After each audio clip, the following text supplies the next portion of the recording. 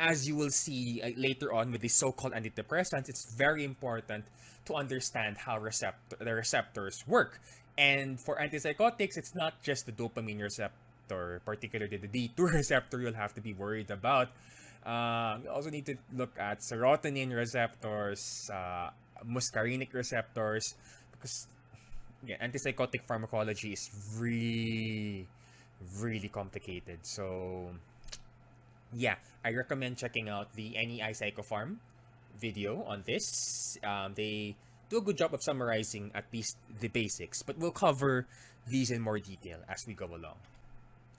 Right, now when we talk about MOA. So when we talk about MOA, for the so-called antipsychotics, it's as much about the therapeutic efficacy as with the side effects, because there are so many side effects. So yeah, a necessary evil, truly.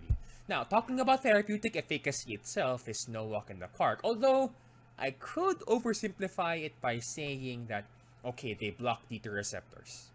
That's it.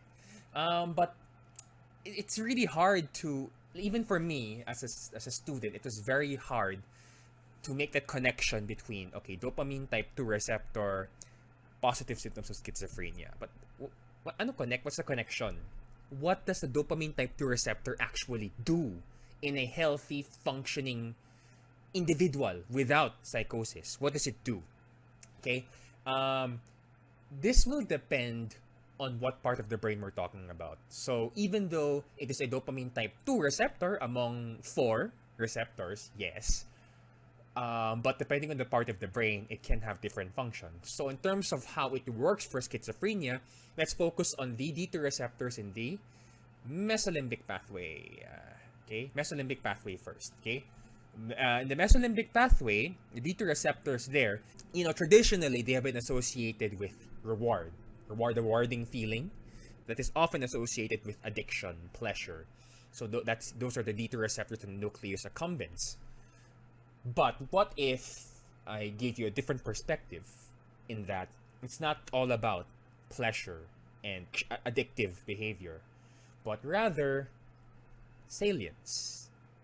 Salience as in what we normally give importance to in the everyday happenings of our daily lives. How about that? Because, for example, you're sitting here right now watching me, listening to my voice. I'm sure you have already tuned out the electric fan or the air conditioning, the sound of the roosters outside, or clanging of plates if it's already mealtime. You probably already tuned those out, right? So your current attention is focused here, right? So the mundane stimuli, you've kind of already filtered them out. So that's an example of how you can attribute salience to particular stimuli and how you can filter out mundanities like that.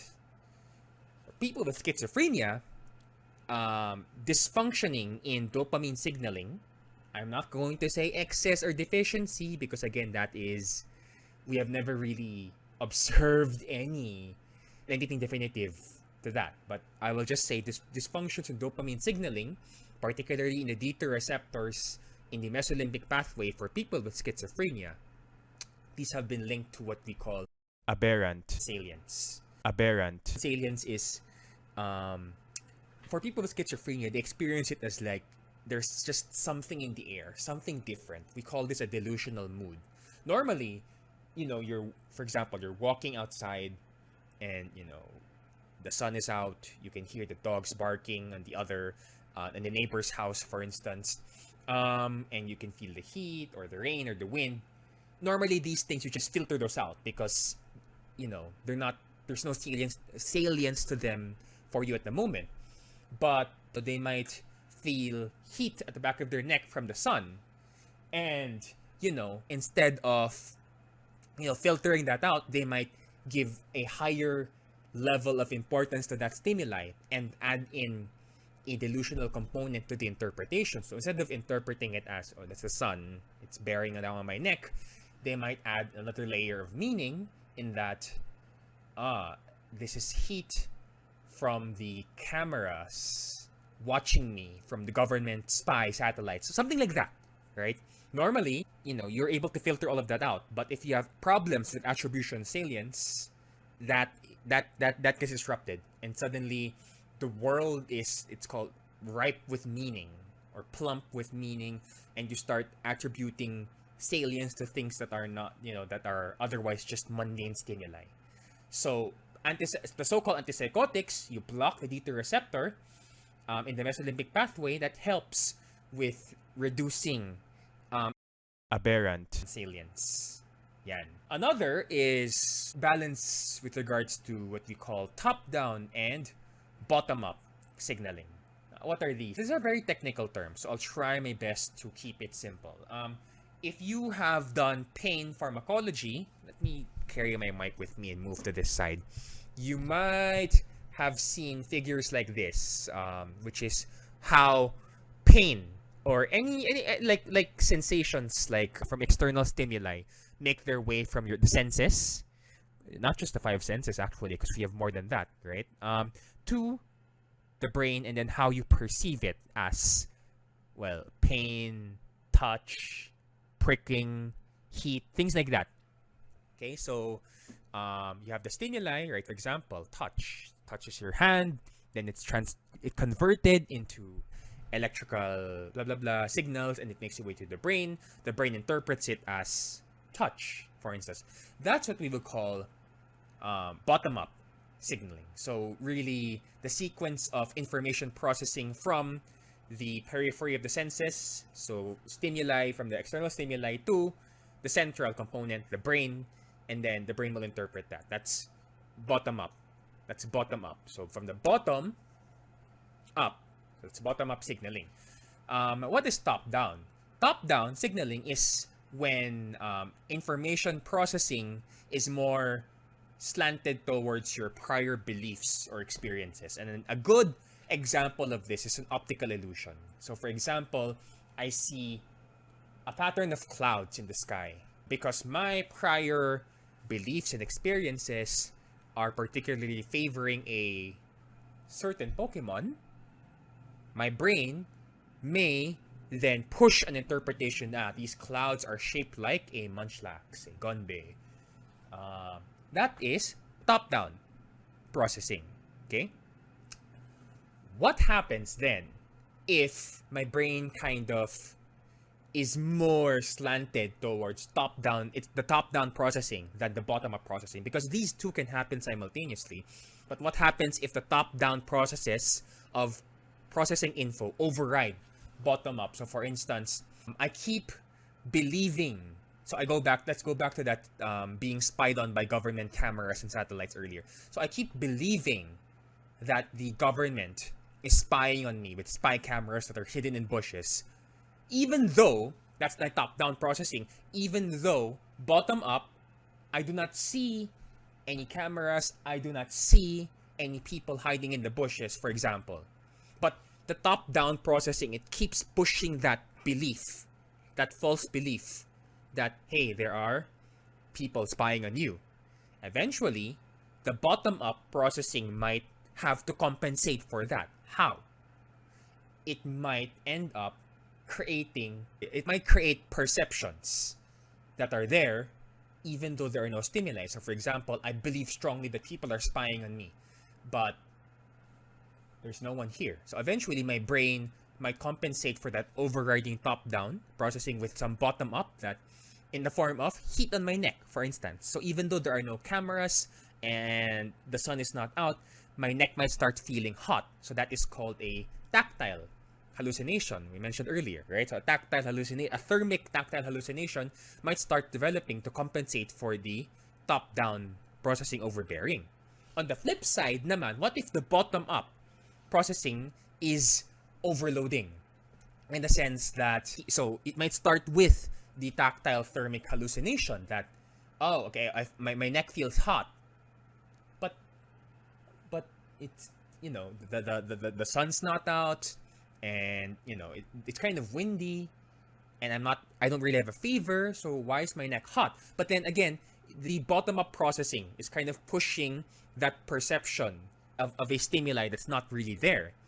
What happens? So the top-down will now compensate and say, oh, it's likely because the government is spying on me with spy cameras. So That's what happens when top-down and bottom-up processing are not balanced. And blocking the D2 receptors in the mesolimbic pathway can help balance those two types of information processing out. Yeah. So at least in some way, you can connect the molecular mechanism blocking dopamine type 2 receptors from the in the mesolimbic pathway to something that is more concrete in terms of experience. So this is part of what we call phenomenology or lived experience. So it's not just something like D2 receptor psychosis. You have something in between that kind of hinihimay. It dissects the mechanism even further. So, you know, if it helps you, if you want to just cut straight to dopamine type 2 receptor positive symptoms, fine, sure. But if this kind of detail can help you, then, you know, better. This will also actually help in terms of perhaps explaining to people, to loved ones, for instance, carers, legal reps of people with schizophrenia taking antipsychotics, so maybe they could empathize better with the service user, you know? So again, to emphasize, this is only for positive symptoms. Remember, the so-called antipsychotics only work for the positive symptoms of schizophrenia. No efficacy for negative, for cognitive, unfortunately. Okay? This explains the efficacy in positive symptoms and perhaps even thought-related symptoms. This point onwards, all I'll be talking about for first gen is side effects, because there are so many side effects, starting with D2 pa lang. Earlier, we mentioned the D2 receptors deal with salience. But, you know, let's face it, D2 receptors are also involved in the rewarding feeling. And what happens when we shut off that rewarding feeling? We start feeling dead inside. We start losing pleasure in the things we once had interest in. What is that? Anhedonia.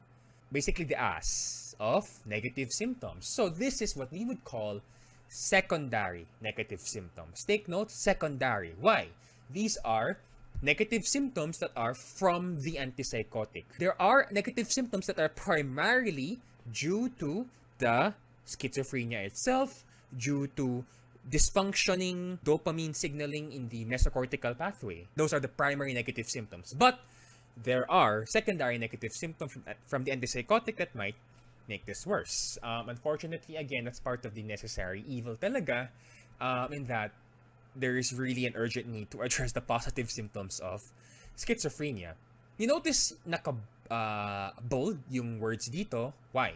All of the side effects that I will be highlighting in bold font here, these are the side effects that service users found the most distressing in general.